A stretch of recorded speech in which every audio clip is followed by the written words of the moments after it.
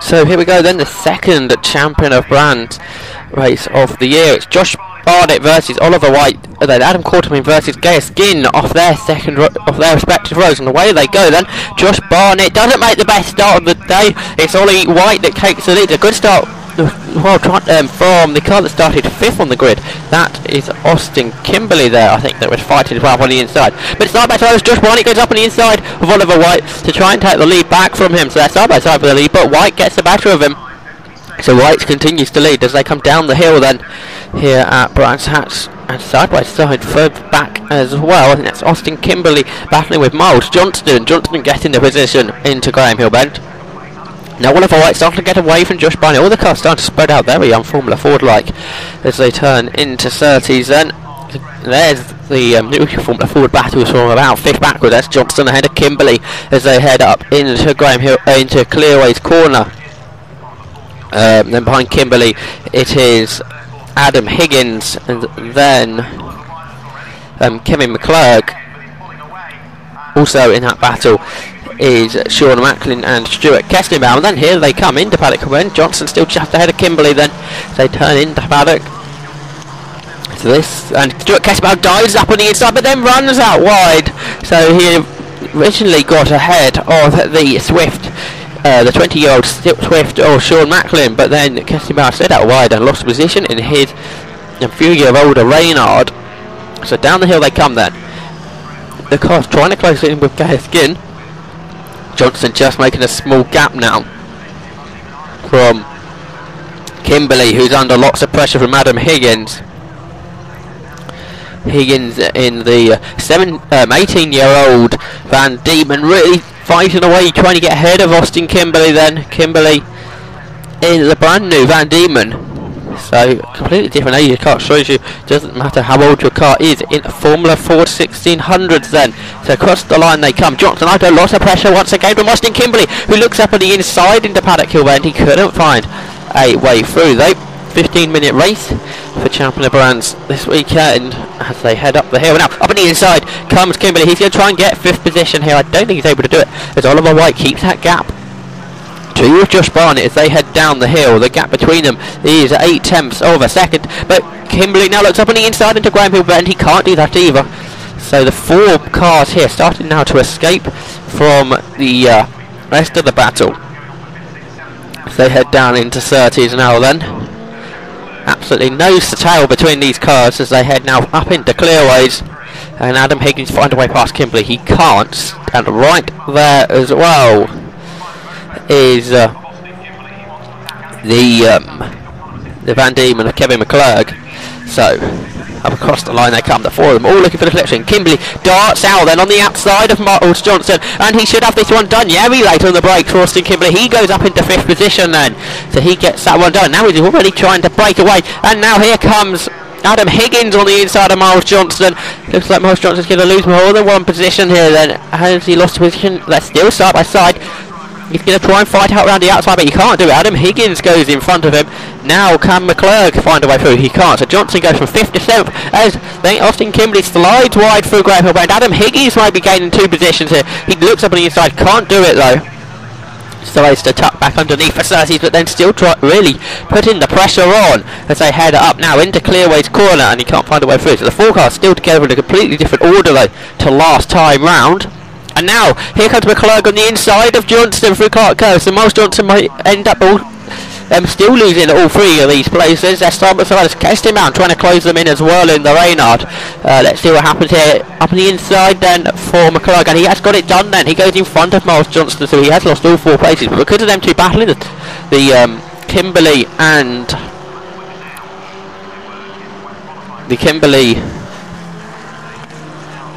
and Higgins cars have managed to break away, so that we've got a few pairs. But now though, Stuart Kestenbaum really closing them in as well. So nose to tail, then Kimberley just holding off Higgins in the battle for 5th as they exit Graham Hill. But now then, I'm sure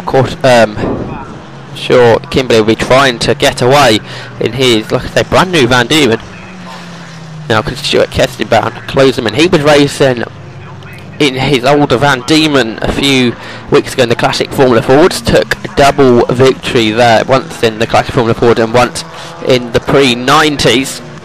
So into paddock they come again, and now Higgins is falling away from Kimberley. He's made a small break now, and then McClurg trying to close in. Adam Higgins, it's nose to tail for the race lead now as they come through Graham Hill Bend. Josh Barnett's worked away at the gap and he's closed in on Ollie White. It was up to 1.7 seconds at one point, but now the gap has come right down then as they go up into clearaways. They're soon going to have some lappery. This is very unusual really in Formula Ford racing, but I think because of the conditions here this weekend, it's causing there to be this factor into the motor race.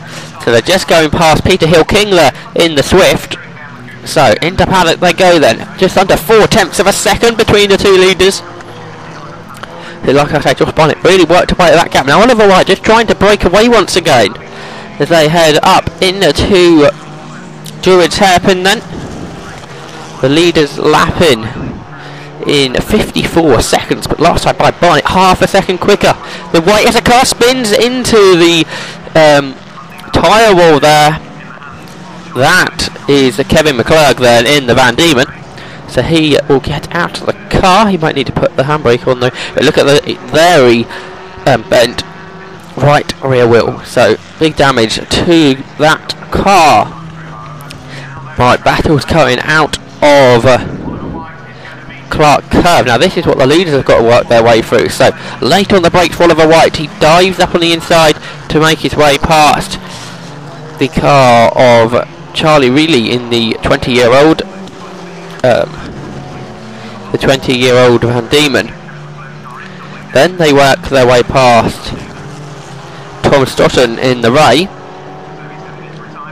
and both of them have done all the lappery now. And then Austin Kimberley makes its way onto the back of them. Side by side further back then, I think, is that Miles? No, I think that's Austin Kimberley trying to find his way past the back marker, who wasn't been very cooperative because he sort of got in his way. Leaders out of Clark Curve then to complete another lap, about half distance now. And Oliver White's gap is coming back to him due to the bunch of back markers they worked their way through. So up the hill they go. So the gap going up to something like a second now then.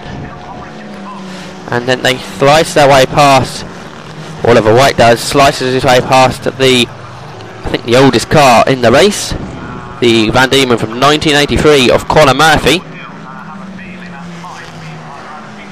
We look back to see more battles coming out of Druids Hairpin.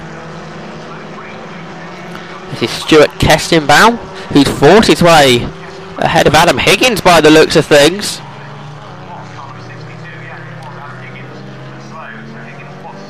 We just...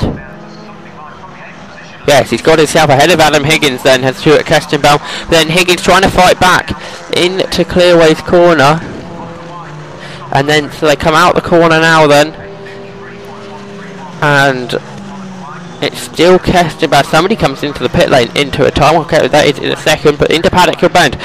Kestenbaum still just in front of Adam Higgins. Kestenbaum stays there in that position then, in his Reynard. The car that came into the pit was Austin Kimberley in the Van Diemen. So Austin Kimberley retires from the race. We're down to 16 cars on the circuit now.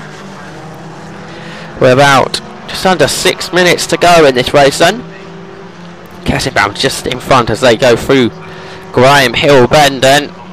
And now up on the inside comes Adam Higgins, up into 30s. He can't get it done though. So Higgins still trying to fight away past Kestenbaum now. Went to the outside for Clearway, still can't get it done. And Kestenbaum gets the power on early, pulls out a couple of car lengths to Higgins. Now they work their way through the back markers. Stuart Kestenbaum gets that done, and then so does Adam Higgins as they head into paddock then. And then there's two cars in. There's Miles Johnston there closing in, isn't it? Who got stuck behind the back marker there. So that means there'll be soon a three-way scrap for 5th position. Miles Johnston Stuart Kesselbound and Adam Higgins. Down the hill they come into Graham Hill Bend,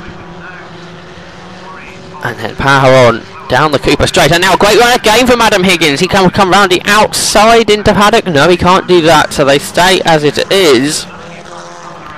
Up into Clearways, and the three of them, Johnson, Kestenbaum and Higgins all together. And then they complete a lap, and Kestenbaum having a real go at Miles Johnson into paddock. He's round the outside then of the Miles Johnson car, but he can't get it done. Then he cuts back up the hill. He didn't have a great run of it. The person who does is Adam Higgins. He's up on the inside of Stuart Kestenbaum. This may will give him the opportunity that he's been looking for, and he hasn't done it though. So Johnson, Kestenbaum and Higgins all in that order still. Higgins in the end lost a bit of time out the hairpin.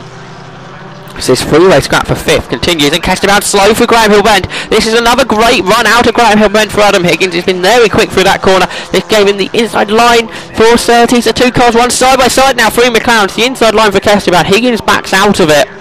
So still in that 6th position is Stuart Kestenbaum. Again, Higgins loses time through the corner then. Out of the through Clark Curve they go to complete another lap. And they've got a bit of lappery just up the road to deal with.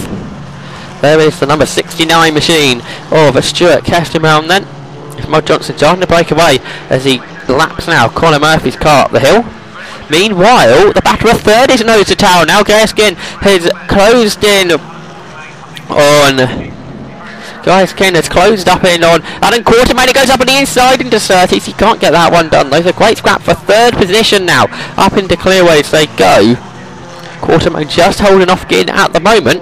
It's certainly a good scrap for 3rd. And Josh Barnett once again closed the lead in Ollie Winder. Lots of pressure then into Graham Hill Bend. He just about leads the way still.